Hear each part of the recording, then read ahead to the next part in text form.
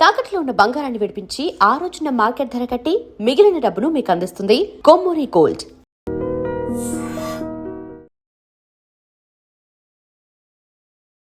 నమస్కారం, welcome to I dream. ధర్మ మార్గం విత్ విజిత కార్యక్రమానికి స్వాగతం.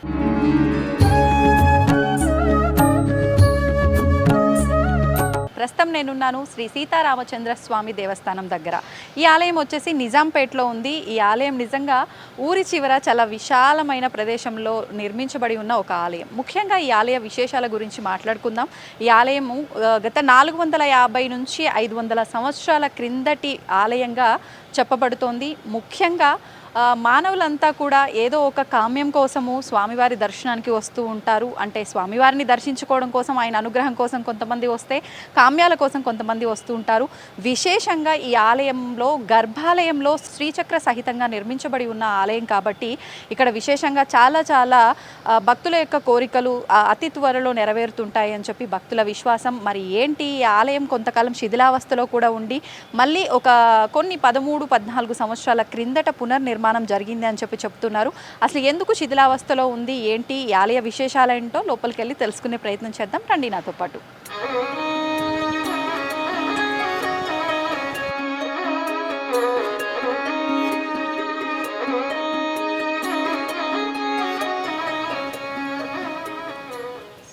మొత్తానికైతే ఆలయం లోపలికి వచ్చేసాను. నిజంగా చాలా విశాలంగా, చాలా ప్రశాంతంగా ఉంది. నిజంగా మనం ఆలయంకి వెళ్ళేది ఎక్కువగా స్వామి దర్శనం కోసం అయితే మనశ్శాంతి కోసం కూడా వెళ్తూ ఉంటాము. నిజంగా ఈ ఆలయంలోకి వస్తే ఆ మనశ్శాంతి అనేది దొరుకుతుంది అనిపిస్తుంది. సో లోపలికి వెళ్దాం, స్వామి దర్శనం చేసుకుందాం.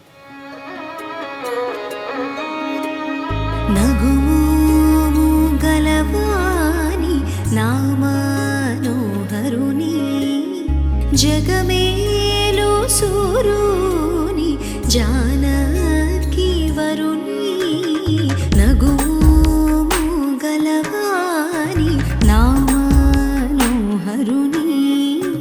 జగమేలో సూరుని జానకి వరుని దేవాది దేవుని దివ్య సుందరుని దేవాది దేవుని దివ్య సుందరుని శ్రీవాసుదేవుని సీతారాఘవుని దేవాది దేవుని దివ్య సుందరుని. ప్రస్తుతం ఆలయానికి సంబంధించిన ప్రధాన అర్చకులు బదరి నారాయణాచారి గారు మనతో పాటు ఉన్నారు. వారితో పాటు అర్చక సహాయార్థం వారు ఎప్పుడు కూడా వీళ్ళందరికీ ఆలయ విషయాలలో, ఆలయానికి సంబంధించిన క్రతువులలో సహాయార్థం వస్తూ ఉంటారు. వరప్రసాద్ గారు, వారు కూడా మనతో పాటు ఉన్నారు. ఇప్పుడు వీరిరువురితో మాట్లాడి ఆలయానికి సంబంధించిన విషయాలన్నీ కూడా కూలంకషంగా తెలుసుకునే ప్రయత్నం చేద్దాం. నమస్కారం అండి. నమస్కారం అండి. ముందుగా గురుగారితో మాట్లాడదాం. ఓం అస్మద్గురుభ్యో నమః. అస్మత్పరమగురుభ్యో నమః. శ్రీమతే రామానుజాయ నమః. శ్రీరాఘవం దశరథాత్మయమప్రమేయం సీతాపతిం రఘుకులాన్వయరత్నదీపం ఆజానుబాహుమరవిందదళాయదాక్షం రామం నిశాచర వినాశకరం నమామి. వైదేహీ సైతం సురద్రముతలే హైమే మహామండపే మధ్య పుష్పకమాసనే మణిమయే వీరాసనే సుస్థితం అగ్రే వాచతి ప్రభంజనస్తు తే తత్వం మునిభ్యం పరం వ్యాఖ్యాంతం వరదాభే పరివృతం రామం భజశ్యామలం. సమస్త పరివారాయ సర్వదివ్యమంగళ విగ్రహాయ శ్రీమతే నారాయణాయ నమః. అసలు ముందుగా ఆలయం గురించి నేను కొన్ని విషయాలు విన్నాను. ఈ ఆలయం వచ్చేసి మనకు 450 సంవత్సరాల క్రిందటి ఆలయము అని చెప్పి, కానీ అప్పటి నుంచి కూడా స్వామివారు ఇక్కడ పూజలు కొన్ని సంవత్సరాల పాటు మాత్రమే పూజలు అందుకున్నారు. తర్వాత కొంతకాలం పాటు ఆలయం శిథిలావస్థలో ఉంది. తర్వాత మీ అందరూ కలిసి ఈ ఆలయాన్ని పునర్నిర్మాణం చేశారు అని చెప్పి విన్నాను. అసలు ఎప్పుడు స్థాపించబడింది, ఎప్పుడు నిర్మాణం జరిగింది ముందుగా ఈ ఆలయం, ఆ విషయాల నుంచి మాట్లాడుకుందాం. శ్రీ రామచంద్ర పరబ్రహ్మణే నమః. ఈ ఆలయం సుమారు 450 నుంచి 500 ఏళ్ళ పురాతనమైన ఆలయం అని అప్పట్లో ఇక్కడ నివాసం ఉన్న గ్రామస్తులు చెప్పేవారు. అసలు ఒక 11 ఏళ్ల క్రితం ఈ ఆలయం అంతా కూడా బాగా శిథిలావస్థలో ఉండిపోయింది. మనం ఇప్పుడు చూస్తున్న ఆలయ ఆకారం అంతా కూడా విభిన్నంగా ఉండేది. ఇక్కడ కేవలం స్వామివారి యొక్క మీరు చూసినట్లయితే 16 స్తంభాలు మాత్రమే ఉంటాయి. ఈ 16 స్తంభాలు కూడాను 450 ఏళ్ల పురాతనమైన స్తంభాలు. కేవలం స్వామివారి యొక్క ఈ యొక్క కట్టడం యొక్క స్తంభములు, లోపల ఉన్న మూర్తి ఉండేవారు కాదు. స్వామివారి విగ్రహాలు ఏమీ ఉండేవి కాదు. కేవలం ఒక పీఠం మాత్రమే అక్కడ ఉండేది. ఎందుకంటే అప్పట్లో గ్రామస్తులు చెప్పేది ఏంటంటే 450 ఏళ్ల క్రితం కొంతమంది ఇది మరకత విగ్రహాలు ఉండేవి, రాములు వారివి. ఇక్కడ మరకత విగ్రహాలు కొద్దిగా ఖర్చుతో కూడుకునేవి కాబట్టి కొంతమంది దొంగలు దాన్ని తీసుకెళ్ళిపోయారు. ఆ తర్వాత ఆలయం శిథిలావస్థలో ఉండిపోయింది. ధూపదీప నైవేద్యాలు ఏమీ లేవు, ఎందుకంటే స్వామివారి యొక్క మూర్తులు లేవు కాబట్టి. అంటే అప్పట్లో వందల సంవత్సరాల క్రిందట ఆలయాలపై దాడులు జరిగిన విషయాలు మనం విన్నాం. అలాంటి దాడి ఏమైనా జరిగి ఉండవచ్చా, లేదంటే గ్రామస్తులు ఏమైనా తీసుకెళ్ళి ఉండవచ్చా? గ్రామస్తులు చెప్పడం ప్రకారం అయితే ఇది దొంగలు కొంతమంది తీసుకువెళ్ళిపోయారని అన్నారు. మేబీ అలా కూడా జరిగి ఉండవచ్చు, అలా ఆ సమయంలో జరిగి ఉండవచ్చు. కానీ అప్పటి నుంచి కూడా ఈ ఆలయం శిథిలావస్థలో ఉండిపోయింది. కేవలం లోపల ఉన్న మూలమూర్తి యొక్క పీఠం మాత్రమే, మూర్తులు ఉన్నవి లేవు. ఈ యొక్క స్వామివారి యొక్క ఈ ఆలయంలో ఉన్న ఈ 16 స్తంభాలు మాత్రమే ఉండిపోయినాయి. పైన ఆచ్ఛాదన కూడా ఏమీ లేదు. మీరు ఇప్పుడు చూస్తున్న స్లాబులు కానీ ఇలాంటివి ఏమీ లేవు అప్పట్లో. అక్కడ మన ఆంజనేయ స్వామివారి యొక్క విగ్రహం ఉన్నది. స్వామివారి యొక్క రాతి విగ్రహం, రాతిలోనే స్వామివారు పొదగబడి ఉన్నారు. ఆ విగ్రహం మాత్రమే ఉండింది. అలా కొంతమంది గ్రామస్తులు దీన్ని అలా చూసి కొన్నాళ్ళు అలా శిథిలావస్థలో ఉందని వదిలేశారు.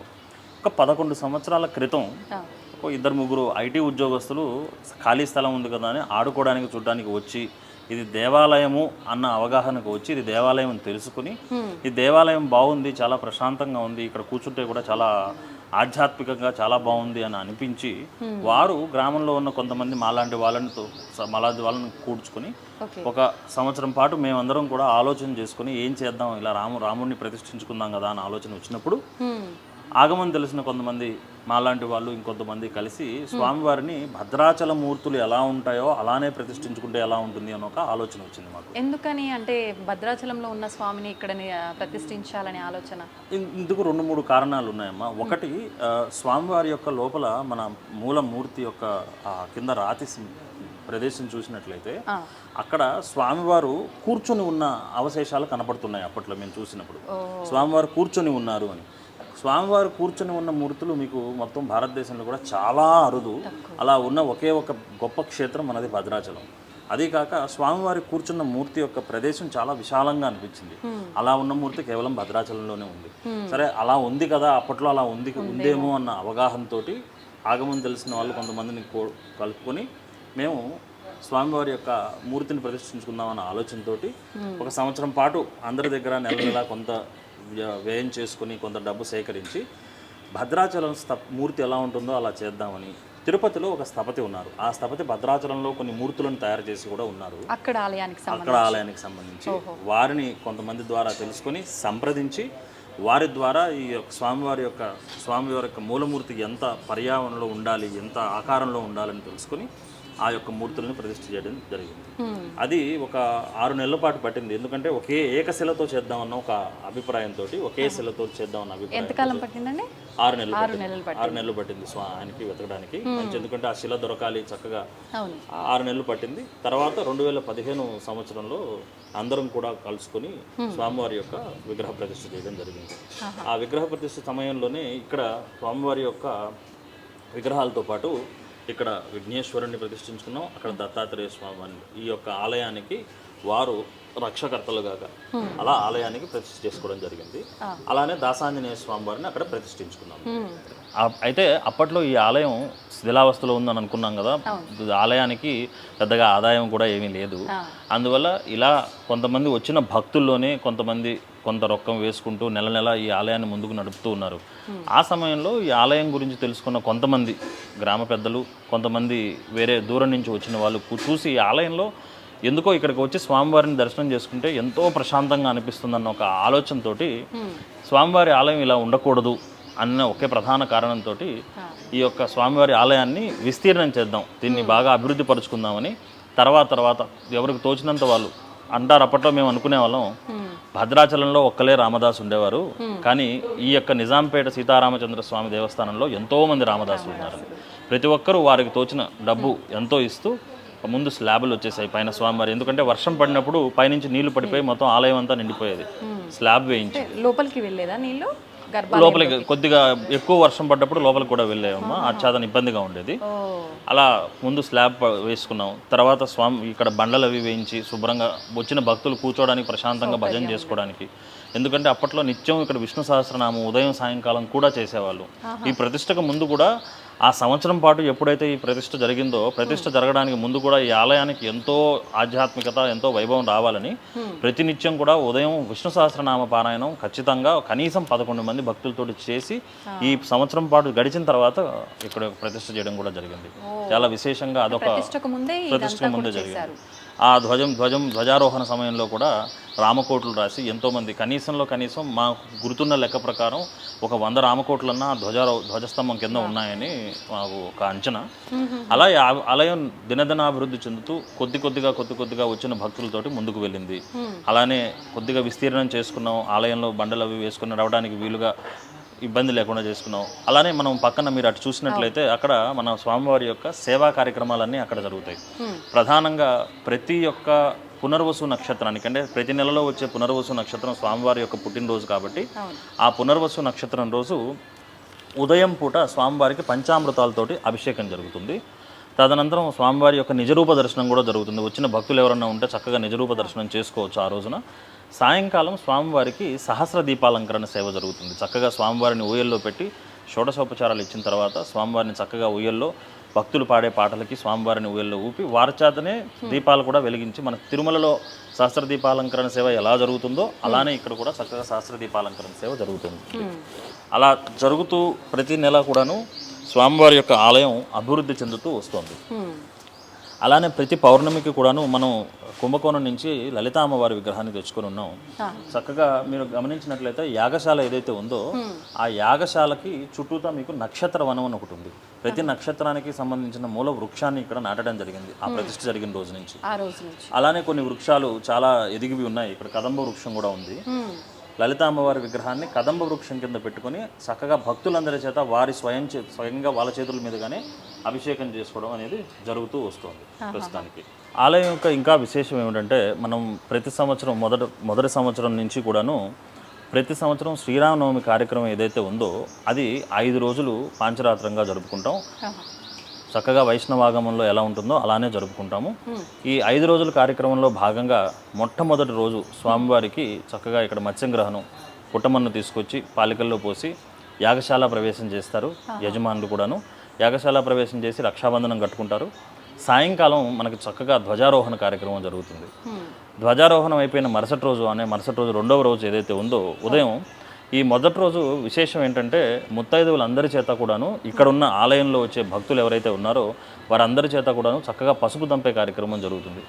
ఈ పసుపు ఏదైతే దంపడం జరుగుతుందో ఇదే పసుపు స్వామివారికి అమ్మవారికి తలంబ్రాల బియ్యం కలపడానికి ఉపయోగించి మొట్టమొదట స్వామివారికి పోసే తలంబ్రాక్షతాలు ఏవైతే ఉన్నాయో అవి ఈ తలంబ్రాలే పోయడం జరుగుతుంది.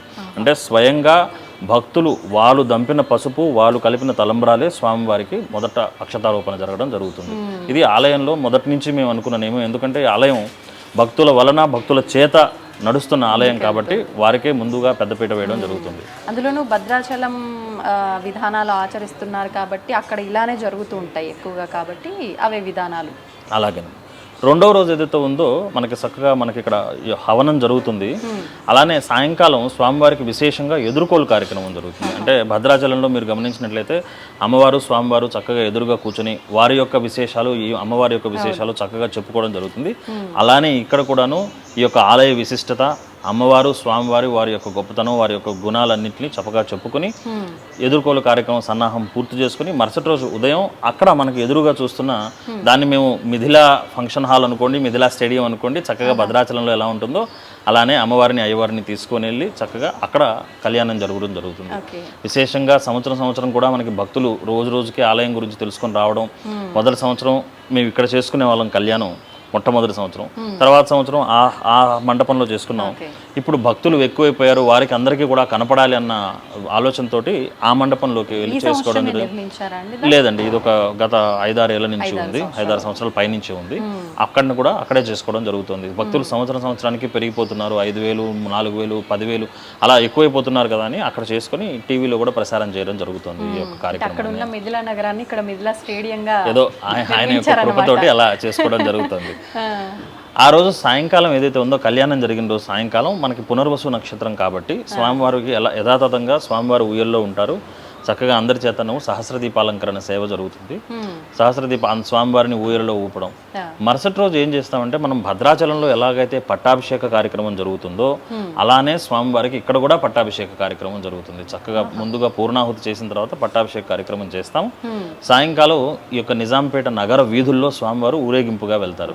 చక్కగా నిజాంపేట అంతా కూడా స్వామివారి ఊరేగింపుగా వెళ్ళి, ఎందుకంటే రాజారాముడు అవుతాడు కాబట్టి చక్కగా ఊరి ప్రజలందరినీ చూసి పరామర్శించి ఆశీర్వదించి ఆయన తిరిగి వచ్చేస్తారు.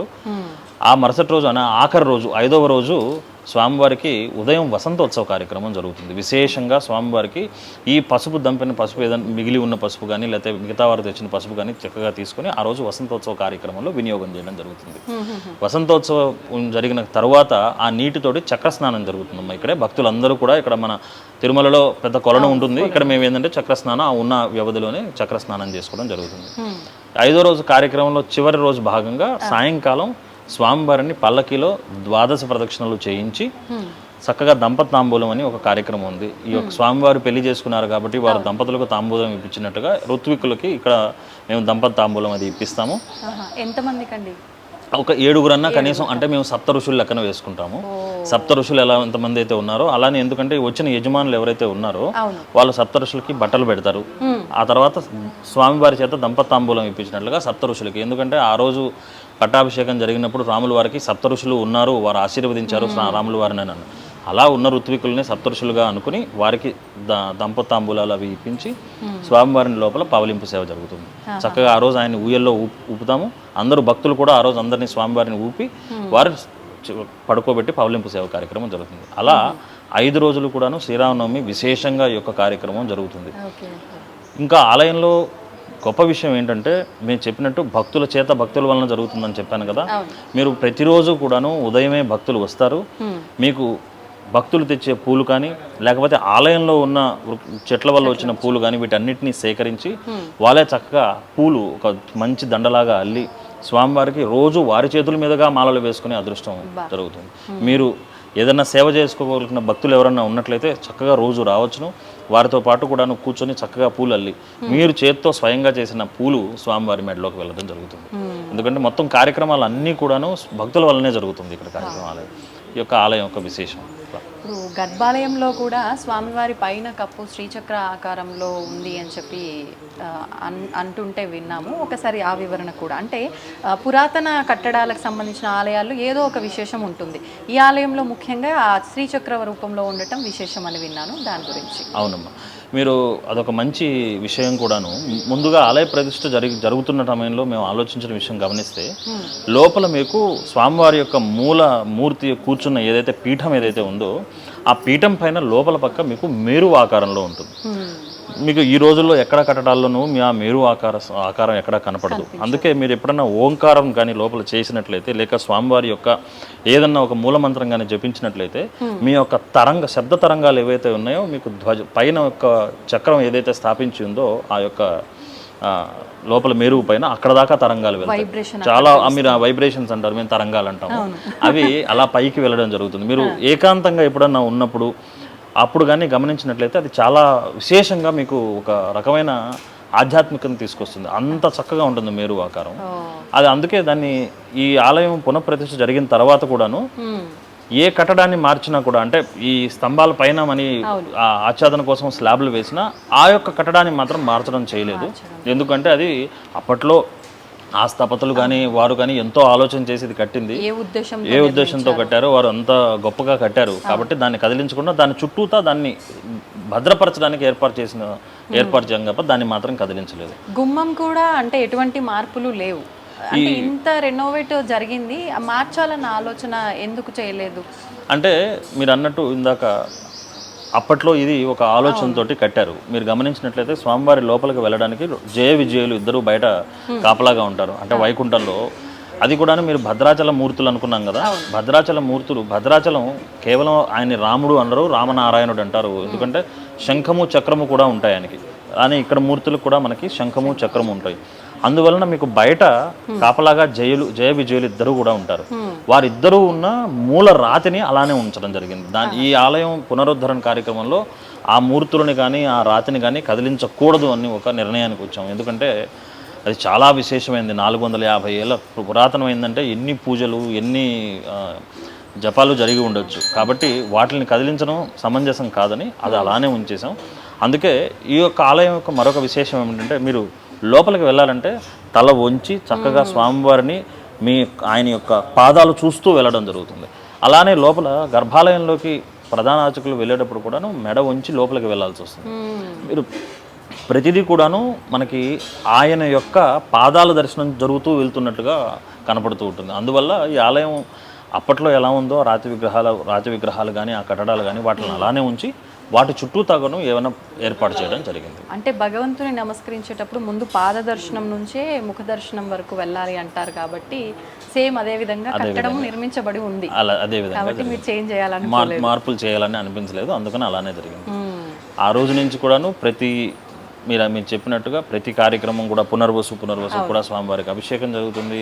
అమ్మవారికి పౌర్ణమి రోజు ఇక్కడ చక్కగా కూడాను అభిషేకం జరుగుతుంది. మరియు భక్తులందరూ కూడా వారి సంకల్పం ఏమిటంటే ప్రతి పౌర్ణమి ముందు వచ్చే ఏకాదశి అని మనం శుద్ధ ఏకాదశి అంటాం కదా, ఆ శుద్ధ ఏకాదశికి ఇక్కడ హరే రామ హరే రామ రామ రామ హరే హరే, హరే కృష్ణ కృష్ణ కృష్ణ హరే హరే అన్న ఒక మూల మంత్రాన్ని ఒక ఏకాహం అంటే 24 గంటలు కూడాను కంటిన్యూస్గా ఆ యొక్క మొత్తం రోజు మొత్తం కూడా ఎవరో ఒకరు ఉదయం మొదలుపెట్టి మరుసటి రోజు ఉదయం వరకు కూడాను ఆలయంలో కూర్చొని స్వామివారి యొక్క నామస్మరణ చేసి ఆ రోజు స్వామివారికి ప్రసాద నివేదన అయిన తర్వాత వెళ్తారు. ఎందుకని అంటే ఈ విధానం ఎప్పటి నుంచి అసలు ఎందుకు వచ్చింది ఆలోచన? ఇది కొన్ని సంవత్సరాల క్రితం, ఒక 5-6 సంవత్సరాలు అనుకోండి, 6-7 సంవత్సరాలు అనుకోండి, స్వామివారికి అంతకుముందు మనం ప్రతిష్ఠ జరుగుతున్నప్పుడు విష్ణు సహస్రనామం పారాయణం చేస్తున్నాం అని చెప్పాం కదా, ఆ యొక్క తరంగాలు ఇలానే ఉండాలి, ఈ యొక్క ఆలయం యొక్క గొప్పతనం అలానే ఉండాలన్న ఆలోచనతోటి అది అలా చేయడం జరిగింది. అలా ఇప్పుడు కొంతమంది భక్తులు ఇక్కడికి వచ్చిన వారు అనుకున్నారు ఇక్కడ నామస్మరణ నిత్యం జరుగుతూ ఉంటే బాగుంటుంది అని. కానీ నిత్యం జరగాలంటే మనకి అంత భక్తుల యొక్క వ్యవస్థ కూడా అంత పెద్దదిగా ఉండాలి. అలా బదులు ఒక్క ఏకాదశి రోజు, ఏ రోజు అంటే విశేష కార్యక్రమాలు ఉండవో అప్పుడు ప్రశాంతంగా గుళ్ళో కూర్చొని మేము జపం చేసుకోవడానికి భజన చేసుకోవడానికి వీలుగా ఉంటుంది అనుకుని ఒక్క ఆలోచనతోటి ఏకాదశి రోజు మొదలు పెట్టడం జరిగింది. ప్రస్తుతానికి ఒక ఏకాదశి జరుగుతోంది. మేబీ భగవంతుడు కృప చేస్తే అదే పరిణామస్మరణ చక్కగా జరుగుతుందేమో అని ఆలోచించాలి. అద్భుతం అండి. అంటే ఇప్పటి వరకు చూస్తే దాదాపు ఈ 13 సంవత్సరాల్లో చాలా డెవలప్మెంట్స్ మనకు కనిపిస్తున్నాయి. ఇక ముందు ఏవైనా మేము ఇది చెయ్యాలనుకుంటున్నాము అనేది ఏదైనా ఉందా ఈ ఆలయ నిర్మాణంలో భాగంగా? చేయదలుచుకుంటే ఆలయంలో ఇంకా చాలా నిర్మాణాలు చేయొచ్చమ్మా. ఎందుకంటే మీకు ఎన్నో కార్యక్రమానికి సంబంధించిన ఎన్నో ఇబ్బందులు ఉంటాయి. ఇప్పుడు కూడా మీరు గర్భాలయంలో చూస్తే కొన్ని ఇబ్బందులు ఉంటాయి. లోపల అభిషేకం చేసినప్పుడు స్వామివారి యొక్క తీర్థం బయటికి వెళ్ళే మార్గం ఇబ్బందిగా ఉంటుంది. లేకపోతే మనకి ఆచ్ఛాదన మండపంలో కానీ కొంత హోమశాల దగ్గర కొన్ని పరిక్రమలు చేయడంలో ఇబ్బంది ఉంటుంది. అలానే ఈ యొక్క ఆలయ ప్రాంగణం ఏదైతే ఉందో మనకి స్వామివారి యొక్క పల్లకీ సేవ చేస్తున్నప్పుడు తిరగడానికి కొద్దిగా మార్గం చిన్నదిగా ఉంటుంది. ఎందుకంటే మనకున్న వ్యవధిలో తిప్పుకోవాలి. దాన్ని కొన్ని మార్పులు చేయడానికి కొంత ఉంది. అలా స్వామివారి యొక్క ఎప్పటి నుంచో అనుకుంటున్నాం స్వామివారికి కొన్ని ఆభరణాలు చేయించాలని. అలానే కొంతమంది వచ్చిన బట్టి కొంతగా చేయించుకుంటూ వచ్చారు. ఈ ఆభరణాలు స్వామివారికి ఏవి చూసినా కూడా ఒక్కొక్కటిగా కొన్ని సంవత్సరాలు బట్టి వచ్చినాయి. అలా స్వామివారికి కిరీటాలు చేయించాలని కానీ, స్వామివారికి మంచి పచ్చలహారం చేయించాలని, ఇలా కొన్ని ఉన్నాయి. అలానే దేవస్థానంలో కూడా మనం చేయించదగ్గవి చాలానే ఉన్నాయి. రాజగోపుర నిర్మాణం దగ్గర కొన్ని పనులు చేయించే ఉన్నాయి, కలశాలు మార్చే ఉన్నాయి. ఇలా ఆలయంలో మీకు చేయించడానికి చాలానే కార్యక్రమాలు ఉన్నాయి. అంటే ఏమనుకుంటున్నామంటే మన కార్యక్రమాలు స్వామివారి యొక్క నిత్య ధూప దీప నైవేద్యాలతో కాకుండా ఆగమం ప్రకారం చేయాల్సిన కార్యక్రమాలు ఏవైతే ఉన్నాయో వాటిని నడుపుకుంటూ ప్రయారిటీలో ముందుగా ఏది అవసరమైతే మనకి భక్తులకి ఇబ్బంది లేకుండా చేయగలిగే అలా ఒకటి సంవత్సరం తర్వాత సంవత్సరం చేసుకుంటూ రావడం జరుగుతుంది. ఇప్పుడు కూడాను భక్తులు ఎవరన్నా చక్కగా వచ్చి స్వామివారి యొక్క ఆలయంలో ఏదన్నా చేయించదలుచుకుంటే చక్కగా ప్రధాన అర్చకులు వారు ఉన్నారు, బద్రీనారాయణాచార్యులు వారిని సంప్రదించవచ్చు. చక్కగా వారు చేయదలుచుకున్న కార్యక్రమం ఇక్కడ ధనంతో నిమిత్తం లేదు. మొదట్లో ఆలయంలో రూపాయి పెట్టి 10 రూపాయలు పెట్టి ఆలయంలో కొన్ని కార్యక్రమాలు చేసిన వాళ్ళు ఉన్నాం, అవును. వందలు వేలు పెట్టి చేస్తున్న వాళ్ళు ఉన్నాం. ఏ రూపాయి అయినా కూడా స్వామివారికి వినియోగం అవడంలో తప్పేమీ లేదు. కాబట్టి ఎవరైనా చక్కగా రావచ్చును, స్వామివారి యొక్క కార్యక్రమాల్లో పాల్గొనవచ్చును. బదరీనారాయణాచార్యుల వారిని కానీ సంప్రదించినట్లయితే వారు ఆలయంలో జరగాల్సిన కార్యక్రమాలని గురించి వివరించి చెప్తూ ఉంటారు. నిజంగా ఆలయ విశేషాలన్నీ కూడా చాలా చక్కగా వివరించారండి. చాలా సంతోషం, ధన్యవాదాలు. ధన్యవాదాలు.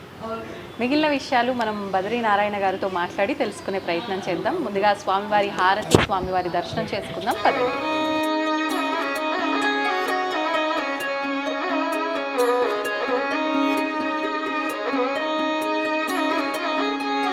నమస్కారం అండి. అర్పణం. జై శ్రీరామ్. జై శ్రీరామ్. మనం ఇంతకు ముందర మాట్లాడుకున్నాం, వరప్రసాద్ గారితో మాట్లాడినప్పుడు ఇక్కడ విశేషంగా శ్రీరామనవమి సమయంలో 5 రోజుల పాటు జరుగుతూ ఉంటాయి విశేషంగా కార్యక్రమాలు. అదేవిధంగా మనకి పునర్వసు నక్షత్రం రోజున, పౌర్ణమి రోజున విశేషంగా జరుగుతుంటాయి. మీరు ఇక్కడ నిత్యము అర్చకత్వం వహిస్తూ ఉన్నారు, స్వామివారి సేవలో ఉన్నారు. నిత్యము ఎలాంటి విశేషమైన కార్యక్రమాలు జరుగుతుంటాయి, ఇంకా ఎలాంటి రోజుల్లో ఎలాంటి కార్యక్రమాలు జరుగుతూ ఉంటాయి? అంటే అమ్మ నిత్యం కూడా ఉదయం 7:30 దగ్గర నుంచి అర్చన, స్వామివారి యొక్క అష్టోత్తరం అర్చన విధానం రోజు నిత్య పూజ ఉంటుంది. అలాగే శ్రావణ మాసంలో వచ్చేటువంటి కృష్ణాష్టమికి స్వామివారి కృష్ణుని యొక్క విగ్రహాన్ని పెట్టి అష్టోత్తర పూజలు చేసి ఆ రోజు చక్కగా నవనీతం, కాయం అవన్నీ కూడా 11 రకాలు ప్రసాదాలతోటి స్వామివారికి నివేదన జరుగుతుంది. ఆ రోజు సాయంత్రం స్వామివారి పల్లకి సేవలో ఎదురుగుండా ఉండేటువంటి బహిరంగంగా ఉన్న మనది ఆ స్థలంలో ఉట్టి ఏర్పాటు కూడా చేసి ఆ రోజున పిల్లలు కృష్ణుడి వేషం, గోపికా వేషాలు వేసుకుని సాయంత్రం 7 గంటలకి ఉట్టి ఉత్సవం కూడా ఉంటుంది. అలాగే వినాయక చవితికి 9 రోజులు కూడా భాద్రపద మాసంలో వచ్చేటువంటి చవితి 9 రోజులు ఇక్కడ స్వామివారి యొక్క విగ్రహాన్ని పెడతారు. అర్చనా విధానం జరుగుతుంది.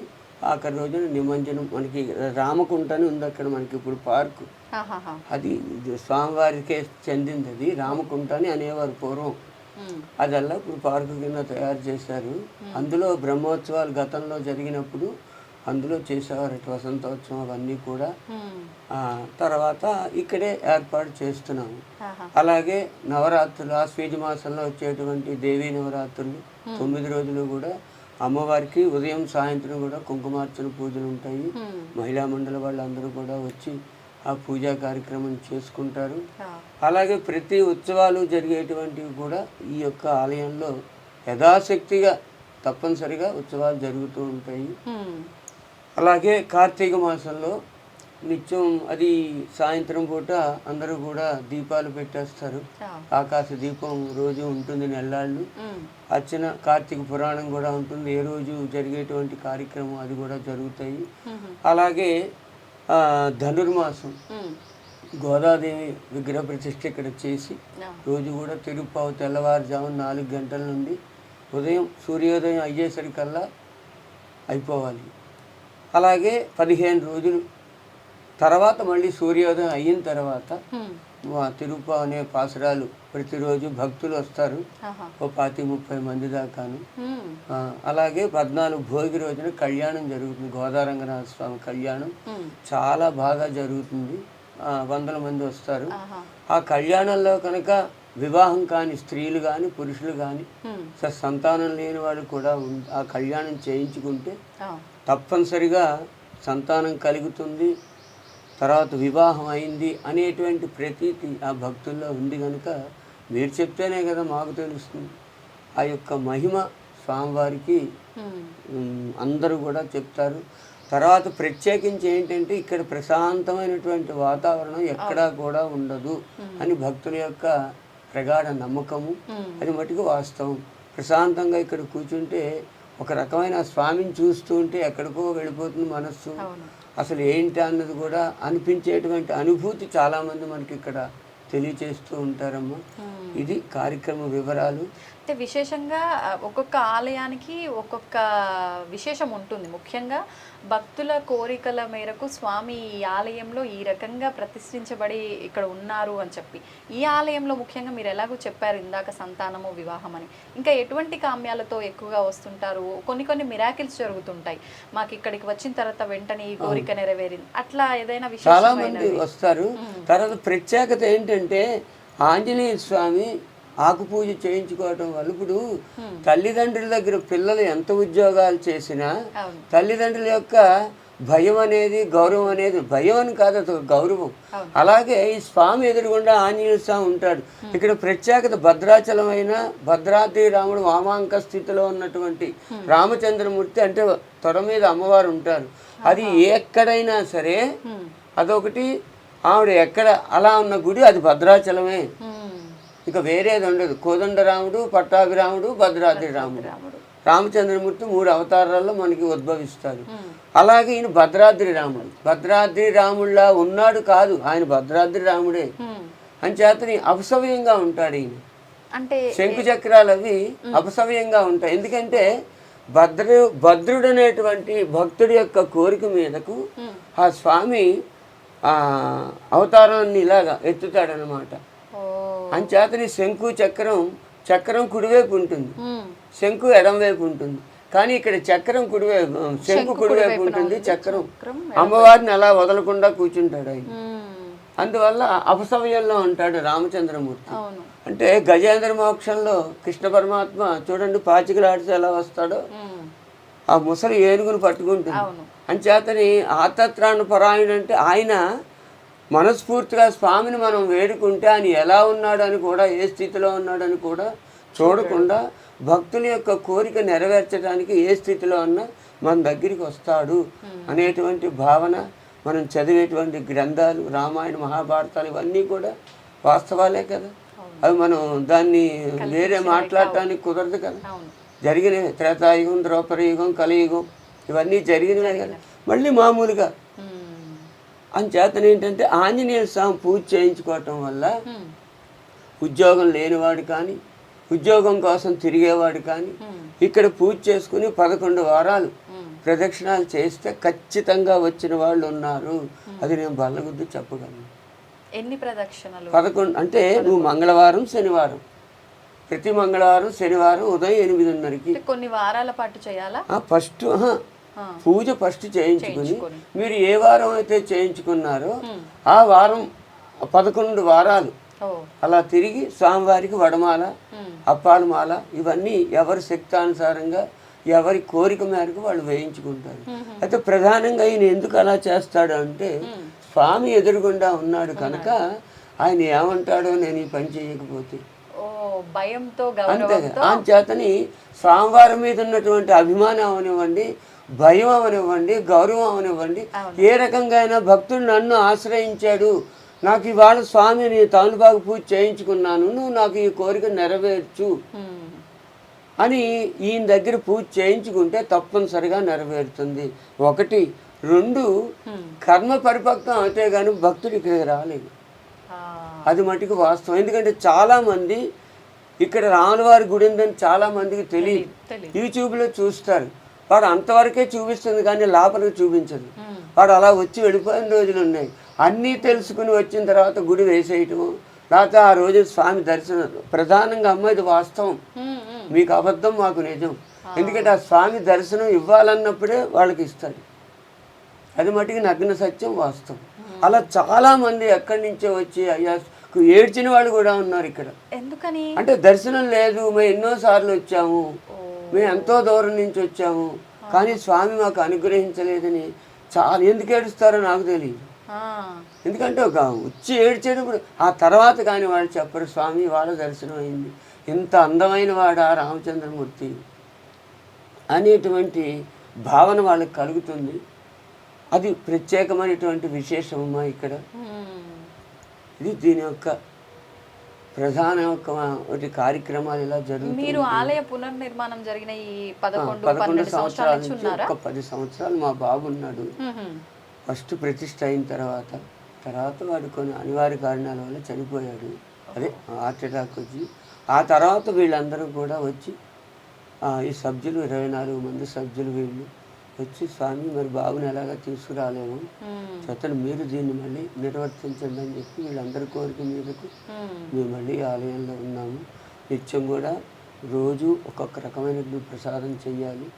ఆదివారం దద్దోజనం స్వామివారికి చల్లగా ఉండటానికి, శనివారం మంగళవారం పులిహార వడమాల, తర్వాత శుక్రవారం పాయసం చక్కెర పొంగలి, సోమవారం కట్టు పొంగలి, అలాగా ప్రతిరోజు ఒక్కొక్క ప్రసాదం ఉంటుంది. ఎందుకంటే మహానివేదన పెడితే ఆ సాదం మేమే తీసుకెళ్ళాలి. అంచేత భక్తులకు ప్రసాదం ఉండదు కదా, అంచేత ఆ నివేదన బదులు ఇదే నివేదిస్తాం. అది వాళ్ళు ఏర్పాటు చేసినటువంటిది. అసలు శాస్త్ర ప్రకారం ఏంటంటే ఎన్ని ప్రసాదాలు చేసినా గుడి కట్టేసే ముందు నివేదన పెట్టి కట్టేయాలి, మహానివేదన పెట్టాలి. అయితే ఇప్పుడు ఇందాక ఆ ప్రసాద్ గారు చెప్పినట్టు కొన్ని సందర్భాల్లో దీనికి ఆదాయం లేక అప్పుడున్న పరిస్థితుల్లో తొందరపడి వీళ్ళు ఇప్పుడు ఇవన్నీ మీరన్న 25 మంది సభ్యులు ఇచ్చేవా లేదంటే భక్తులు? లేదండి, భక్తుల సహకారమే, ప్రతిదీ భక్తుల సహకారమే. వాళ్ళు ఏంటంటే ఉన్నారు నెంబర్లు అంతే, ఇంకా అది మనం లోతుగా వెళ్ళకూడదు. అంచేతంటే ప్రతి వాళ్ళు భక్తులు సహకారం ఒకటి. రెండోది నేను అంటే ఇది గొప్ప విషయం కాదు, ఆయన యొక్క అనుగ్రహంతో నేను ఏదైనా చెప్పాను అంటే వాళ్ళు తప్పనిసరిగా జరుగుతుంది. వాళ్ళు ఏంటంటే ఏం చేయమంటారు స్వామి అంటే ఆ ప్రసాదాలు, లేదా దీనికి ఇదిగో ఈ యొక్క ఇది ఉంది వాంటింగ్ ఉంది దానికి చేయించండి. ఇప్పుడు చుట్టూ ప్రాకారానికి కొంచెం మనం అందరం వెళ్ళిపోయిన తర్వాత పిల్లలు దూకటం, కొన్ని కుక్కలని ఇవన్నీ అవన్నీ కానీ ఇది ఎత్తు అవటంలో ఇది భూమి ఎత్తు చేశారు. ఇదివరకు చాలా పల్లంగా ఉండేది, మట్టి దోమలు గడ్డి ఇవన్నీ కూడా. ఇప్పుడు ఎప్పుడైతే ఎత్తు చేసేసరికి గోడల కిందకి వచ్చాయి. దానికి కొంచెం ఫినిషింగ్ చేసి ఆ కొలంలో కొంచెం కలవ పూలు అవన్నీ కొన్ని జలచరాలు ఉంటాయి కదా, తాబేళ్ళు చేపలు, అవి కూడా వేస్తే అవి కూడా వాళ్ళ మధ్యాహ్నం పిల్లలు ఇక్కడే పక్కనే స్కూలు, గవర్నమెంట్ స్కూల్, వాళ్ళు రావటం వాటిని తీసుకెళ్ళిపోవటం అలా జరుగుతుంది. సరే దానికి కూడా ఒక్కొక్కటి జరుగుతున్నాయండి కార్యక్రమాలు. ఇదమ్మ దీని యొక్క ప్రాముఖ్యత. ఆయన యొక్క ఇప్పుడు నిత్యము స్వామివారి సేవలో ఉంటారు, పొద్దున సాయంత్రము కూడా స్వామివారి సేవ చేసుకుంటూ ఎవరు లేకపోయినా మీరు స్వామివారి అయితే ఖచ్చితంగా ఉంటారు. ఏమైనా అద్భుతమైన వండర్స్ ఏమైనా జరిగాయి? అలాంటి నాకేం జరగలేదు. అంటే నేను పూర్తిగా ఆయన సేవలో ఉంటాను. ఇంకా ఏదంటే ఏది కావాలో ఆయన చూసుకుంటాడు. ఇంకా నాకు జరిగేది మాట్లాడుతుంటారా స్వామితో?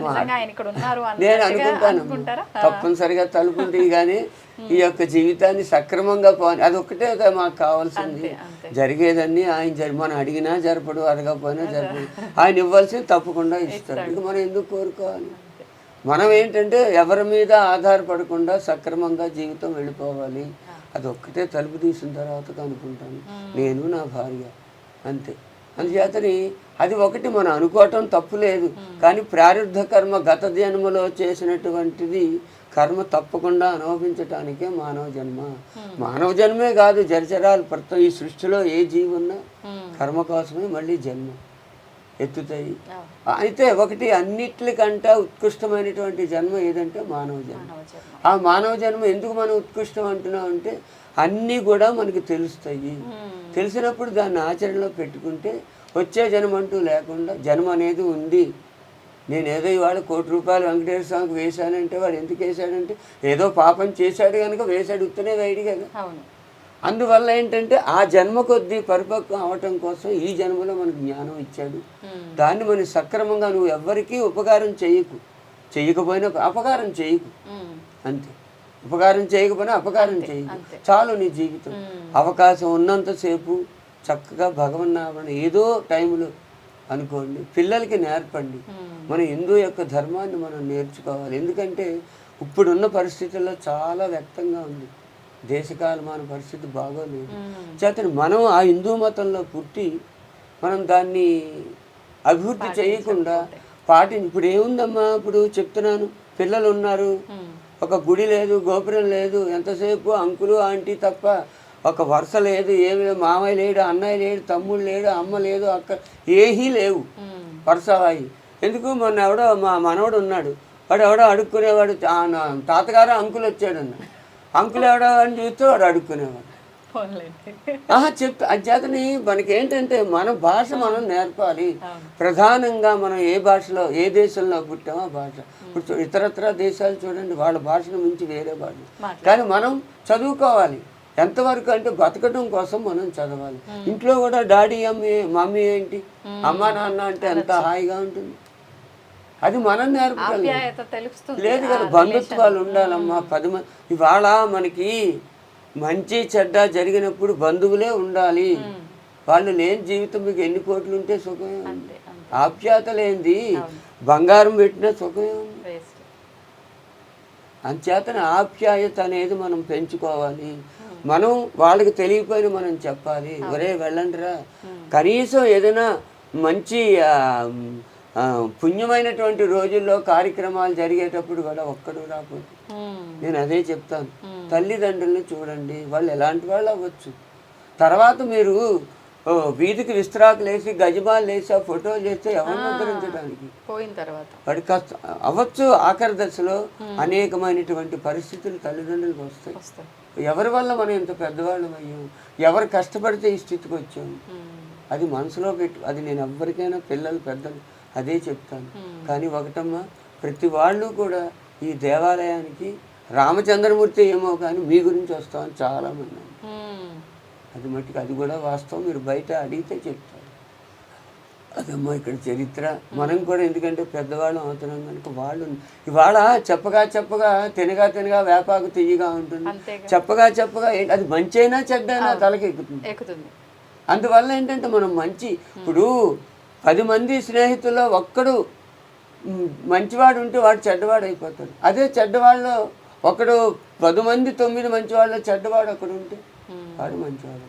దీనికి ఇది హాస్యాస్పదం కాదు, అబద్ధం కాదు, వాస్తవం. అంచేత నీ ప్రపంచం ఇలా తయారవుతుంది కనుక మన వరకు దేశాన్ని మనం ఉద్ధరించలేము, గ్రామాన్ని ఉద్ధరించలేము, కానీ మన యొక్క కుటుంబాన్ని మనం ఉద్ధరించుకుంటే వాడు పుణ్యాత్ముడు. జై శ్రీరామ్. చాలా సంతోషం అండి. నిజంగా ఆలయ విశిష్టతో పాటు ఇప్పుడు ప్రస్తుత సమాజంలో ఎటువంటి విలువలు కోల్పోతున్నారో ఆ విలువలకు సంబంధించిన విషయాలు కూడా చాలా అద్భుతంగా వివరించారు. ధన్యవాదాలు. జై శ్రీరామ్. జై శ్రీరామ్ అమ్మ. ఇచ్చేద్దాం ఇక్కడనే. స్వస్తి ప్రియాబ్జ పరిపాలయంతం న్యాయేన మార్గేణ మహిం మయీష గోబ్రాహ్మణేజ్య శుభమస్తు నిత్యం లోకా సమస్తా సుఖినో భవంతు. కాయేన వాచా మనసేంద్రియైర్వా బుద్ధ్యాత్మనా వా ప్రకృతే స్వభావాత్ కరోమి యజ్ఞ సకలం పరస్మై నారాయణాయేతి సమర్పయామి. శ్రీమన్నారాయణాయేతి సమర్పయామి. సర్వం శ్రీకృష్ణార్పణమస్తు. సర్వం శ్రీ సీతాలక్ష్మణానుమ సమేత సీతారామచంద్రస్వామి అర్పణమస్తు. స్వస్తి. జై శ్రీరామ్. జై శ్రీరామ్. సో ఇవండి ఈ ఆలయం యొక్క విశేషాలు. విన్నారు కదా, అర్చకుల మాటల్లో మీరు అన్ని కూడా విషయాలు వినే ఉంటారు. ఆలయాన్ని అంతటినీ కూడా మీరు చూసే ఉంటారు. ముఖ్యంగా రాగానే నాకు అనిపించింది నిజంగా ఎంత విశాలమైన వాతావరణంలో ఎంత చక్కగా ఉన్నాడు రామయ్య. నిజంగా గురుగారు చెప్పినట్టు ఆయన అనుగ్రహం లేనిదే ఇక్కడ వరకు వచ్చి ఉండే వాళ్ళం కాదు మేము కూడా. నిజంగా చూడండి స్వామి ఎంత చక్కగా నవ్వుతూ మనం చూస్తున్నాడు, మనము వచ్చాము అన్న విషయం ఆయన గమనించి ఆయన చూపు మన పైన ఉంది అనే భావన ఆయనను చూడగానే మనందరికి కూడా కలుగుతోంది. ఆయన అనుగ్రహం కూడా మీ అందరిపైన ఉండాలని ఆశిస్తూ నమస్కారం. భజే విశేష సుందరం సమస్త పాప ఖండనం స్వభక్త చిత్తరంజనం సదైవ రామమద్వయం. భజే విశేష సుందరం సమస్త పాప ఖండనం స్వభక్త చిత్తరంజనం సదైవ రామమద్వయం. జటాకలాపశోభితం సమస్త పాపనాశకం స్వభక్త భీతి భంజనం భజేహ రామమద్వయం. నిజస్వరూప బోధకం కృపాకరం భవాపహం సమశివం నిరంజనం భజేహ రామమద్వయం. అసత్ప్రపంచ కల్పితం జనామరూప వాస్తవం నిరాకృతిం నిరామయం భజేహ రామమద్వయం. నిష్ప్రపంచ నిర్వికల్మ నిర్మలం నిరామయం చిదేకరూప సంతతం భజేహ రామమద్వయం. భవాబ్దిపాతరూపకం అశేషదేహ కల్పితం గుణాకరం కృపాకరం భజేహ రామమద్వయం మహావాక్య బోధకై విరాజమాన వాక్పదై పరబ్రహ్మ వ్యాపకం భజేహ రామమద్వయం శివప్రదం సుఖప్రదం భవచ్చిదం భ్రమాపహం విరాజమాన దైశికం భజేహ రామమద్వయం భజేహ రామమద్వయం రామాష్టకం ప్రతయ సుఖకరం సుపుణ్యం వ్యాసేన భాషితమిదం శృణే మనుష్యః విద్యాం శ్రియం విపుల సౌఖ్యమనంత కీర్తిం సంప్రాప్య దేహ నిలయే లభతే మోక్షం. ఇది శ్రీ భగవాన్ వ్యాస విరచితం రామాష్టకం సంపూర్ణం.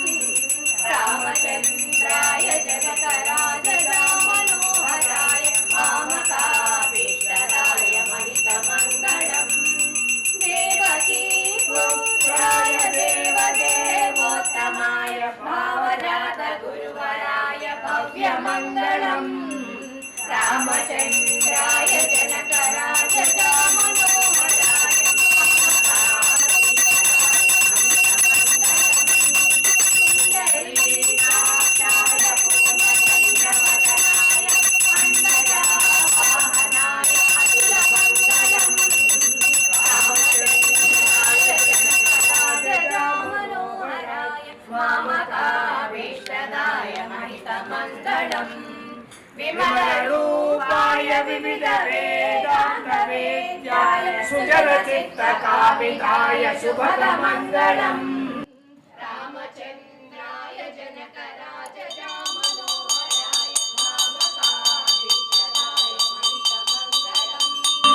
రామదాస మృదులక్షయకామరసనివాసాయ స్వామివర్ధీవరాయ సర్వమంగళం. రామచంద్రాయ జనకరాజామనోహరాయ మామకాభీష్టదాయ మహితమంగళం. మహితమంగళం మహితమంగళం. మంగళం కోసలేంద్రాయ మహనీయ బ్రాహ్మణే చక్రవర్తి తనూజాయ సార్వభౌమాయ మంగళం.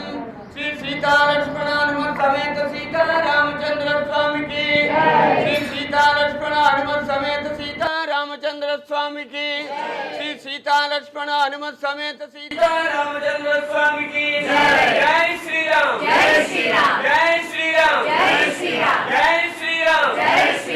శ్రీరామ రక్ష శ్రీరామ రక్ష శ్రీరామ రక్ష. జై శ్రీరామచంద్ర స్వామినే నమః. And for more videos, Please subscribe to iDream channel. Subscribe to iDream Media. Please subscribe to iDream. Please subscribe to iDream. Please subscribe iDream. And please subscribe to iDream. For more videos, subscribe to iDream. please like, share and subscribe to the channel. Congratulations, iDream. Subscribe to iDream. Subscribe to iDream. So subscribe to iDream Media. iDream ki iDream team andarki huge congratulations. Please subscribe iDream Media. Please subscribe to iDream. Subscribe iDream. Please subscribe to iDream. I dream అంటే నా కళల channel subscribe చేసుకున్న నోరు తిరుగుతలేదు, మీరైతే గంట గుర్తు కొట్టండి. For more such videos, please subscribe to iDream.